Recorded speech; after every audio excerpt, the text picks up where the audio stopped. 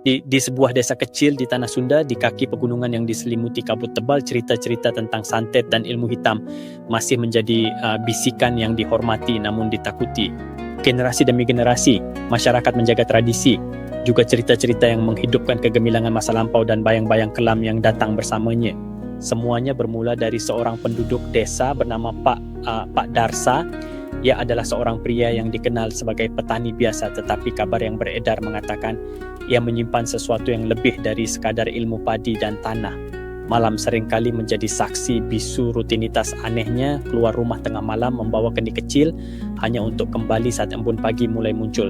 Di desanya, siapapun yang menuduh seseorang memiliki ilmu santet dianggap tidak bijaksana. Tuduhan seperti itu bisa saja menjadi pemicu perpecahan atau bahkan petaka bagi sang penuduh. Tetapi ketika seorang tetangganya tiba-tiba jatuh sakit tanpa sebab yang jelas, beberapa warga mulai mengarahkan kecurigaan mereka pada Pak Darsa. Coba lihat Pak, karena sehat-sehat saja sebelum ada masalah dengan tanaman tebu di ladangnya. Bisik penduduk di warung kopi, apa mungkin ini kerjaan santet? Kenapa semua hasil ladang Pak Karna tiba-tiba membusuk?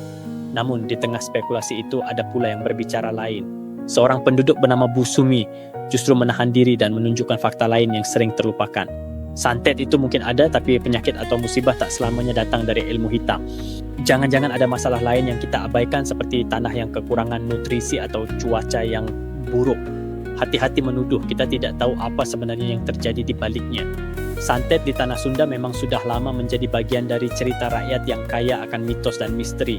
Pada masa lalu, ilmu ini disebut-sebut sebagai kekuatan untuk melindungi diri atau membalas dendam, terutama dalam masyarakat agraris yang hidupnya bergantung sepenuhnya pada alam. Ada stigma bahwa mereka yang diduga kuat memiliki kemampuan ini biasanya adalah orang-orang yang hidup terasing atau memiliki perilaku yang tidak sesuai norma. Tetapi, seiring berjalannya waktu, apakah praktik ini masih benar-benar dilakukan? Sebuah wawancara dengan seorang ahli sejarah lokal, Pak Andri, memberikan pandangan yang lebih mendalam. Dalam konteks modern, ilmu santet sudah banyak memudar dibandingkan beberapa dekade lalu. Tapi jangan salah, kepercayaan akan kekuasaannya masih bertahan di pedesaan atau daerah terpencil. Namun bentuk praktiknya berubah, lebih banyak yang bersifat ritual simbolis daripada tindakan langsung. Banyak orang sekarang lebih menggunakan hal ini sebagai sugesti psikologis daripada benar-benar mengandalkan kekuatan gelap. Ada pula cerita dari sebuah keluarga yang pernah mengaku menjadi korban santet. Sewaktu kecil di kampung Kertasari, keluargaku pernah percaya bahwa santet mengenai kami. Kami menemukan benda-benda aneh di halaman rumah, seperti kain putih yang diikat dengan tali berwarna merah dan tulang-tulang kecil. Waktu itu bapak meminta bantuan seorang sesepuh kampung untuk mengadakan doa bersama dan menutup rumah kami. Setelah itu kami merasa lebih tenang walaupun tak pernah benar-benar tahu apa yang terjadi. Cerita Bu Rahma mengingatkan bahwa banyak dari praktik santet juga tidak lepas dari kekuatan sugesti, rasa takut, dan kepercayaan yang mendalam. Untuk setiap barang aneh yang ditemukan ada juga penjelasan yang lebih logis, meski tetap sulit diterima oleh orang-orang yang sudah terlanjur percaya pada ilmu hitam.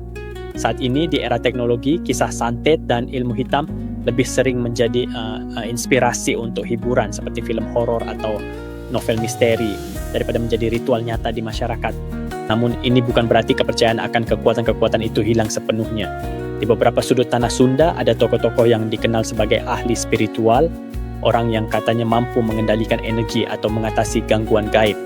Tapi seperti yang diingatkan oleh Pak Andri, kita perlu belajar memilah antara budaya, keyakinan, dan fakta. Santet itu bagian dari cerita dan kebudayaan kita, tapi jangan sampai menjadi justifikasi untuk menyebarkan kebencian atau ketakutan. Di beberapa sudut Tanah Sunda, kehidupan terus berjalan, petani menanam padi, anak-anak bermain di sawah, dan warung kopi kembali ramai.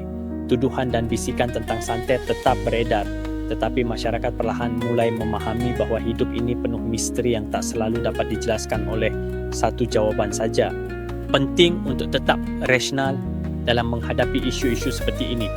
Di sudut lain, kehidupan terus berjalan, petani menanam padi, anak-anak bermain di sawah, dan warung kopi kembali ramai. Tuduhan dan bisikan tentang santet tetap beredar, tetapi masyarakat perlahan mulai memahami bahwa hidup ini penuh misteri yang tak selalu dapat dijelaskan oleh satu jawaban saja. Santet dan ilmu hitam mungkin masih dimiliki sebagai cerita misteri yang terus hidup di Tanah Sunda. Tetapi barangkali yang lebih penting untuk dipertahankan adalah warisan budaya yang mengajarkan kita tentang kehati-hatian, solidaritas, dan kehormatan dalam menghadapi yang tak kita pahami.